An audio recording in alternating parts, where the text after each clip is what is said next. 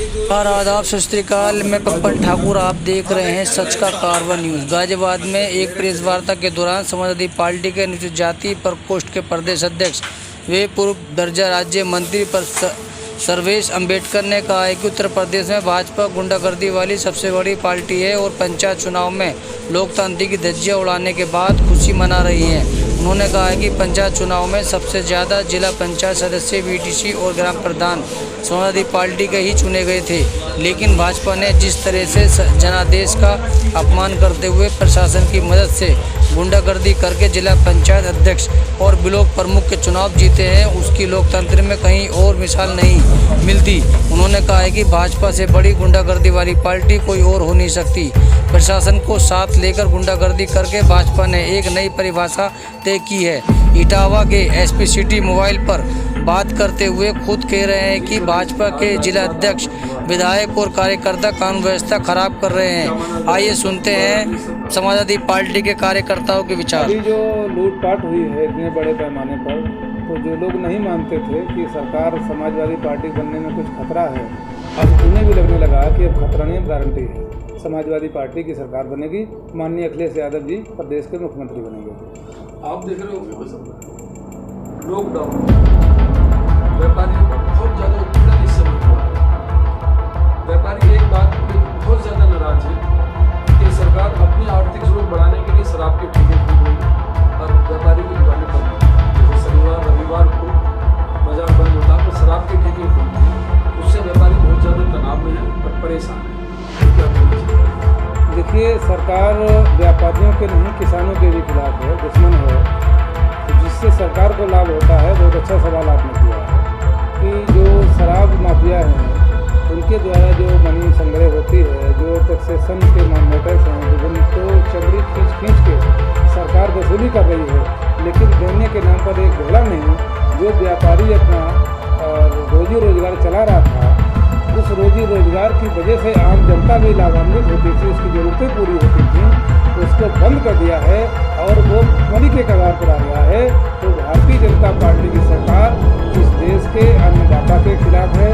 आपके गाजीपुर में टिकरी बॉर्डर पर और भी कई बॉर्डर्स पर किसान बैठे हैं, लंबा समय हो गया है और 600-700 से अधिक लोगों की मौत हो चुकी है। तो जो सरकार अन्नदाता के सवाल कर रही थी, इतने बड़े जो इंडिया में इतना लंबा एजुकेशन हुआ ही नहीं, उस पर जिसका दिल नहीं पिघला है, तो वो व्यापारियों पर दिल कैसे पिघलाएगी?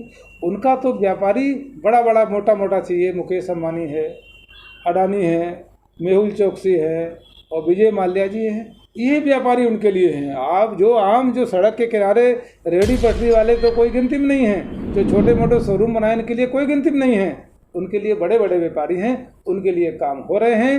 और विभिन्न तरीके से लोगों को नशे में करके, जिस तरह से ऑपरेशन होता है तो एनेस्थीसिया दी जाती है, जो पेशेंट बेहोश हो जाता है तो उसका चाहे टांग काट दो, चाहे उसका सर काट दो, उसे दर्द ही नहीं होगा, चिल्लाएगा भी नहीं, धड़बड़ाएगा भी नहीं।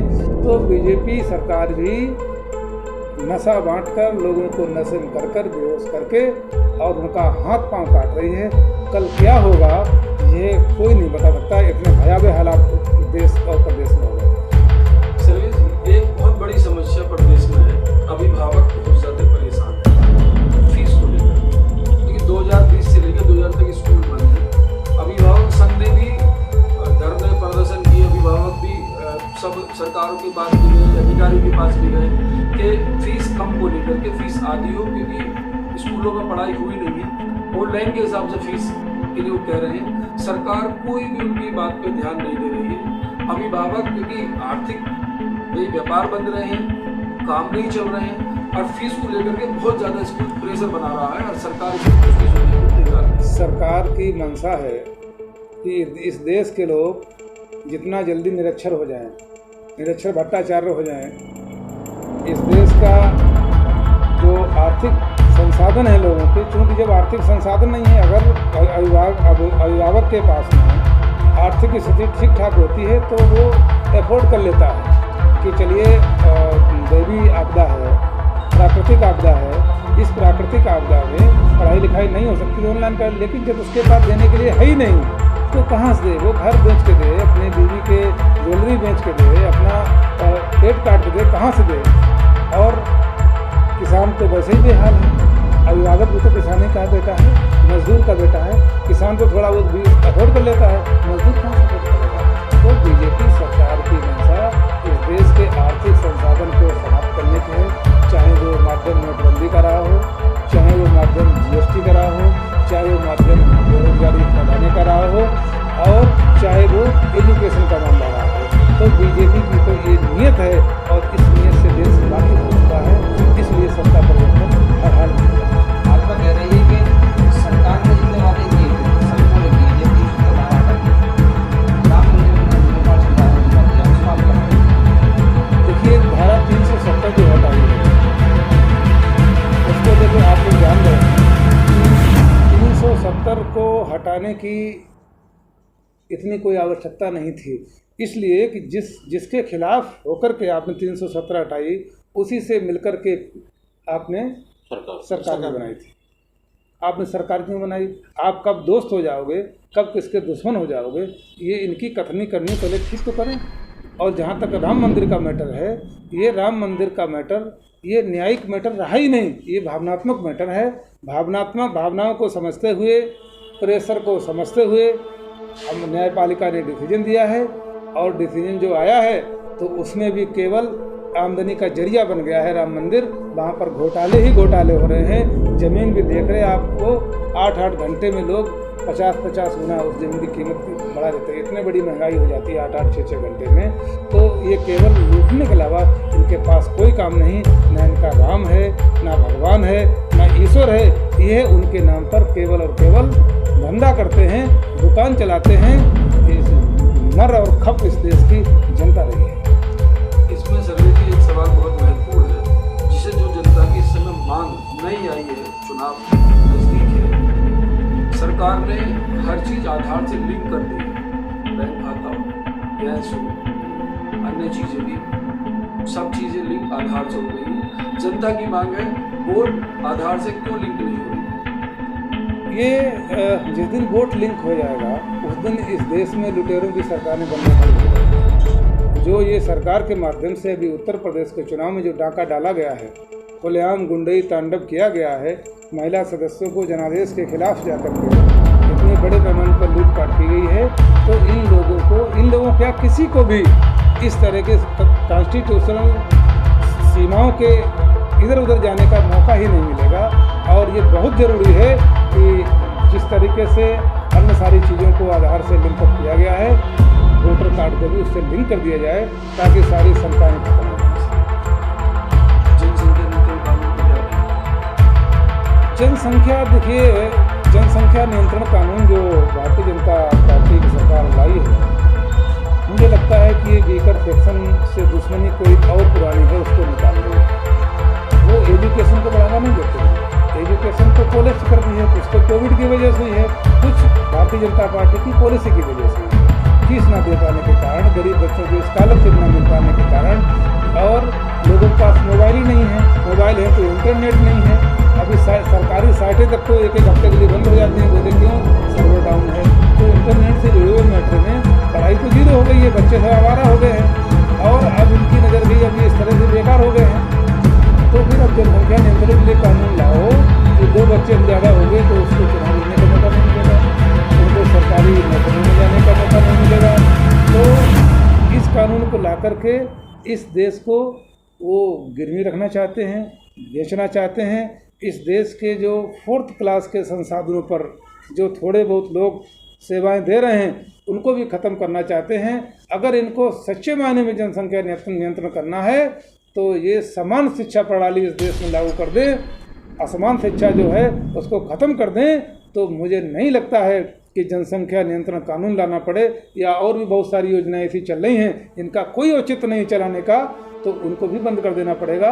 और ये इस कानून को लाने का कोई औचित्य नहीं है। इससे केवल वीकर सेक्शन का इस देश की 90% जनता की बर्बादी है। आपने देखा होगा सपा सरकार में जीरो बैलेंस में दलित समाज के एडमिशन होते थे, जो इस सरकार ने बंद कर दिए। जो अब सरकार ये कह रही है कि पहले आप फीस जमा करो, स्कॉलरशिप आएगी तो ठीक है, नहीं आएगी तो ठीक है। जीरो बैलेंस वाला एडमिशन सरकार ने बिल्कुल प्रतिबंध कर दिया है। इस समय जो दलित समाज के बच्चे हैं बहुत ज़्यादा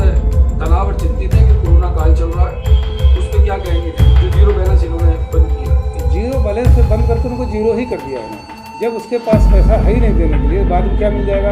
हम स्टार्टिंग में फीस देने का पैसा नहीं है, आप बाद में दे देंगे। जब हम एडमिशन ही नहीं कराएंगे तो आप हमें दे कहाँ से देंगे? तो ये तो वही बात हुई, जिसके पास दांत हैं उसको चने खाने को नहीं दे रहे, और जिसके पास दांत नहीं है उसके सामने लोहे के चने डाल दे, चबाओ, कहाँ से वाप आएगा? तो ये एक पॉलिसी है, और ये कि लोगों को जानवर बनाने का एक तरीका है भारतीय जनता पार्टी का। समाज का बहुत पुराना पार्क है और उसमें सभी पार्टियों की लगभग सभाएं, क्योंकि शहर के बीचों बीच है, उसे नगर निगम उजाड़ने की तैयारी कर रहा है, उसमें बैठने पार्किंग बना कर दलित समाज एक हफ्ते से धरने पर बैठा हुआ है और दलित समाज में बहुत ज़्यादा रोष है इसको लेकर के। इस पर क्या कहेंगे? वो दलित समाज का है ना, बस यही कारण है। दलित समाज का ना होता तो शायद उसको रिपोर्ट ना करती, ये जो आपका GDA कर रहा है रिपोर्ट ये नहीं करता।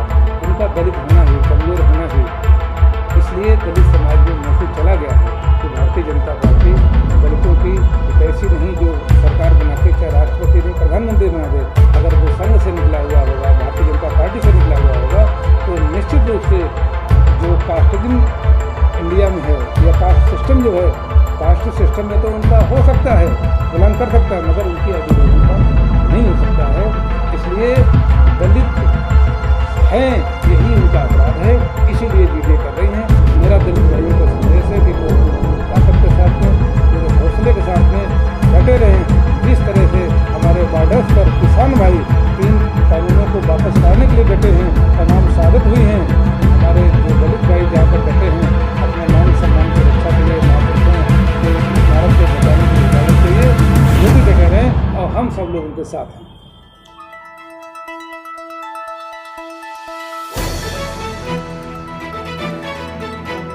नमस्कार, आदाब, सत श्री अकाल। मैं पपन ठाकुर, आप देख रहे हैं सच का कारवा न्यूज। गाजियाबाद के भारतीय जनता पार्टी के जिला महानगर कार्यालय पर एक प्रेस वार्ता का आयोजन किया गया, जिसमें जिला पंचायत ब्लॉक प्रमुख की भारी जीत पर खुशी जाहिर करते हुए जिला प्रभारी सत्येंद्र सिसोदिया ने विस्तार से